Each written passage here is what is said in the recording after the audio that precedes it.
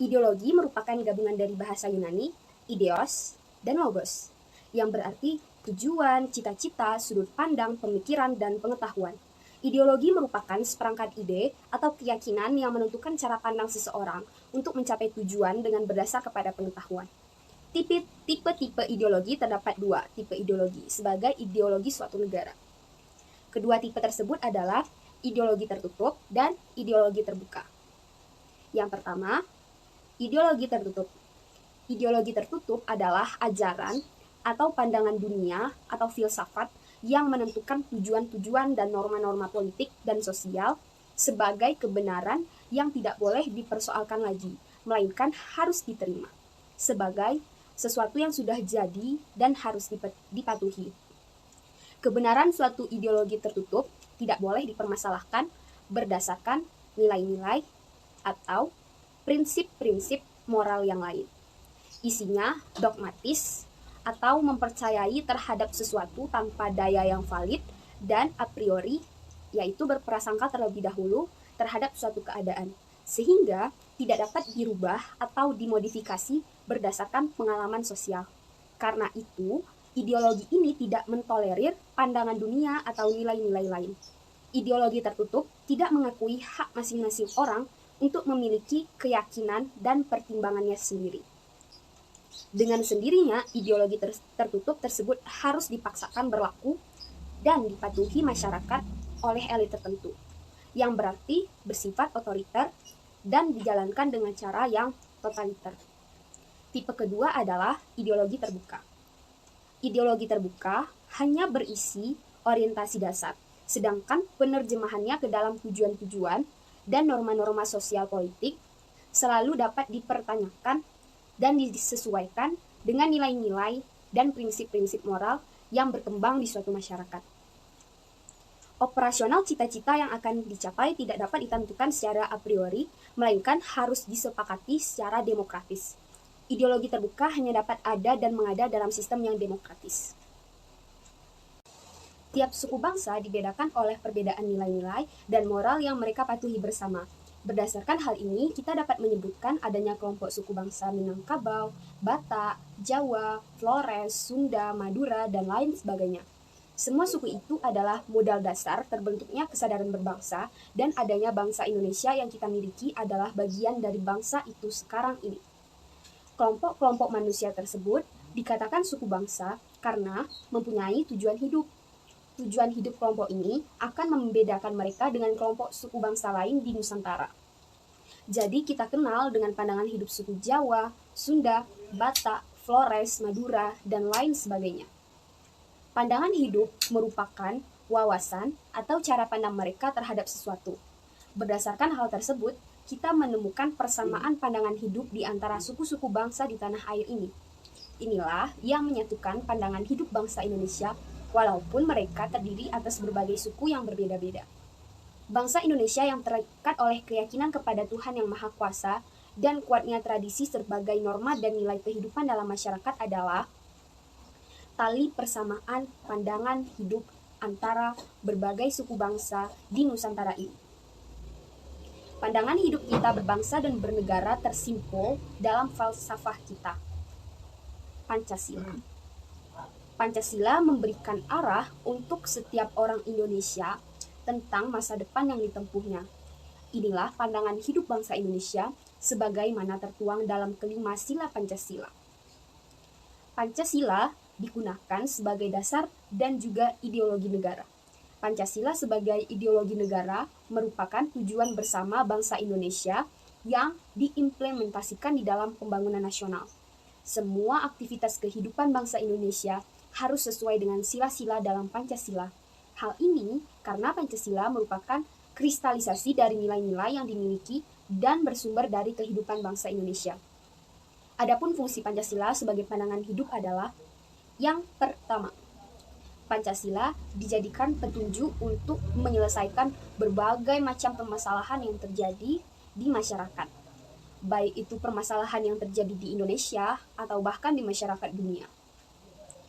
Yang kedua, Pancasila bisa menjadi cara untuk menyelesaikan persoalan budaya, sosial, ekonomi, dan politik agar negara kita semakin maju.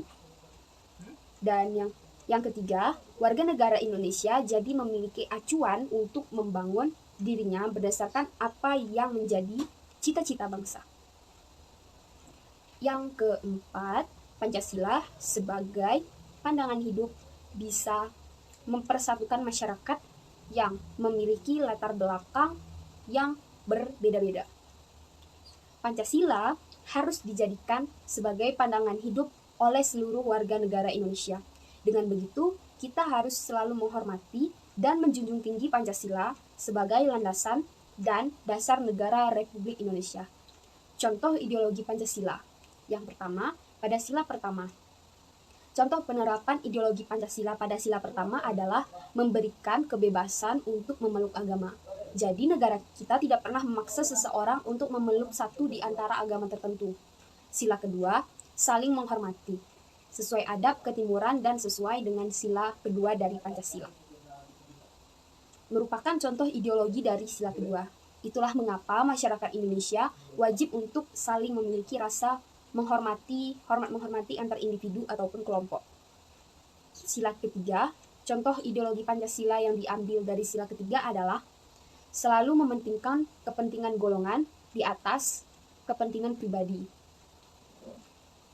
Lalu sila keempat, contohnya, contoh dari ideologi sila keempat yaitu menuntut masyarakat untuk bermusyawarah dalam memutuskan atau memberikan solusi dari suatu masalah yang sedang terjadi. Tujuan dari diadakan musyawarah ini adalah untuk mendengar dan memutuskan jalan keluar dari suatu masalah sehingga tidak ada pihak yang merasa dirugikan.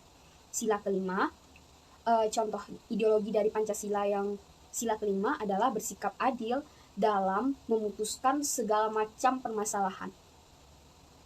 Selanjutnya, identitas nasional. Setiap negara berdaulat memiliki identitas nasional yang membedakan bangsa tersebut dengan bangsa lainnya. Identitas merujuk pada sifat khas atau jati diri yang melekat pada seseorang atau sesuatu. Sedangkan nasional berasal dari kata nation yang artinya bangsa. Bangsa sendiri dapat diartikan sebagai kelompok yang memiliki kesamaan ciri-ciri fisik, budaya, agama, bahasa, atau cita-cita. Identitas nasional adalah kepribadian atau jati diri nasional yang melekat pada suatu negara serta kelompok-kelompok masyarakat yang tinggal di dalamnya. Suatu bangsa memiliki ciri khas yang dapat membedakan negara atau bangsa tersebut dengan bangsa yang lainnya. Ciri khas dimiliki itu merupakan identitas dari bangsa tersebut, sementara identitas yang telah disepakati bersama oleh seluruh kelompok suku bangsa yang ada di suatu negara atau dalam negara tersebut, itulah yang menjadi identitas nasional. Beberapa bentuk identitas nasional Indonesia yang dimiliki dapat dikemukakan dengan adanya yang pertama, bahasa Indonesia, yang kedua, bendera Indonesia, sang merah putih, merah yang artinya berani, dan putih yang berarti suci. Dengan demikian merupakan identitas negara Indonesia. Yang ketiga ada lagu kebangsaan Indonesia, yaitu Indonesia Raya sebagai lagu kebangsaan negara Indonesia. Yang keempat ada Garuda Pancasila sebagai lambang negara. Yang kelima, semboyan negara Indonesia yaitu Bhinneka Tunggal Ika, bersuku-suku bangsa yang menyatu menjadi masyarakat Indonesia. Yang keenam, ada Pancasila, dasar falsafah negara, serta menjadi cita-cita negara. Hal ini sebagai karakter atau ciri-ciri nasional bangsa Indonesia.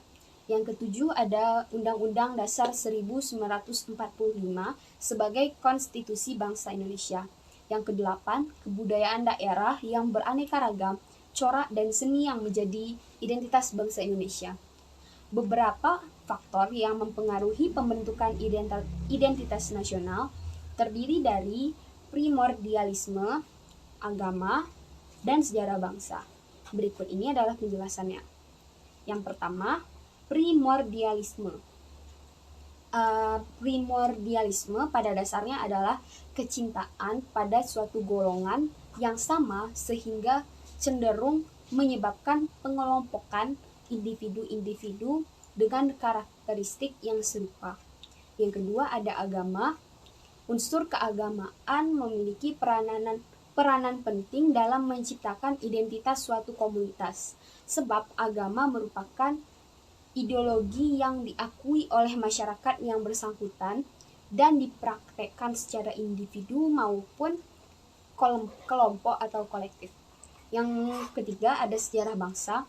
Apa yang telah dialami oleh suatu bangsa akan mempengaruhi pola pikir masyarakat. Persepsi yang sama tentang pengalaman masa lalu, seperti sama-sama menderita karena penjajahan, tidak hanya melahirkan solidaritas, tetapi juga tekad dan tujuan yang sama di antara masyarakat.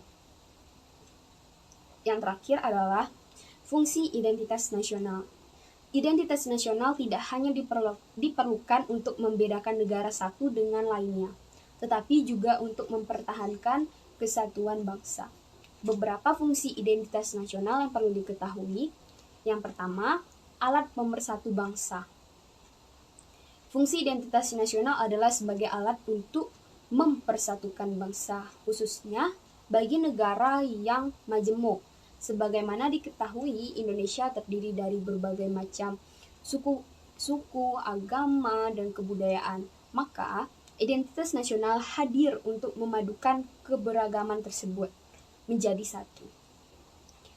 Yang kedua, sebagai pembeda dengan bangsa lain, seperti yang telah dipaparkan sebelumnya bahwa identitas nasional merupakan ciri khas yang dibanggakan dari suatu negara. Terbentuknya identitas nasional akan menjadikan Indonesia unik dan mudah dikenali oleh dunia sebagai landasan negara. Artinya identitas nasional digunakan sebagai pegangan dan pijakan agar suatu negara dapat mewujudkan cita-citanya. Landasan negara Indonesia adalah Pancasila yang nilai-nilainya digali dari kebudayaan luhur bangsa. 5 nilai dasar inilah yang kemudian digunakan sebagai pedoman dalam kehidupan berbangsa dan bernegara. Lalu, perlindungan diri dari dampak buruk globalisasi. Globalisasi adalah proses integrasi internasional yang terjadi karena pertukaran pandangan dunia, produk, pemikiran, dan aspek-aspek kebudayaan lainnya. Globalisasi mendatangkan peluang sekaligus tantangan. Nah, cara untuk menyaring pengaruh globalisasi adalah dengan menjadikan identitas nasional sebagai rujukan.